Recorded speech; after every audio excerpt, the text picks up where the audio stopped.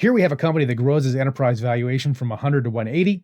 It pays down debt from 20 to 0, so its total shareholder equity grows from 80 to 180. During that time, the GP's equity grows from 44 to 88, generating a 2x gross multiple of invested capital. And the company's EBITDA grows from 20 to 30 over the hold.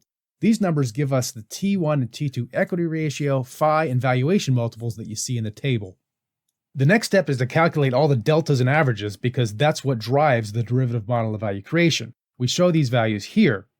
We see that EBITDA grows by 10 million, which we expect to be a positive driver of value, and that's what happens here with 25.7 million of value creation. The 1x increase in valuation multiple has the same function. It leads to 11.7 million of additional value. The equity ratio increase of 20% provides 14.5 million of value creation. And finally, the decrease in GP ownership percentage gives us a negative delta phi, and this provides a fund ownership impact of negative 7.9 million. And when you add these four value drivers up, you get value creation of 44, which is exactly the change in fund level equity value you see in the table above. Here's the value bridge in graphical form, and you can find the Excel model for this on the website.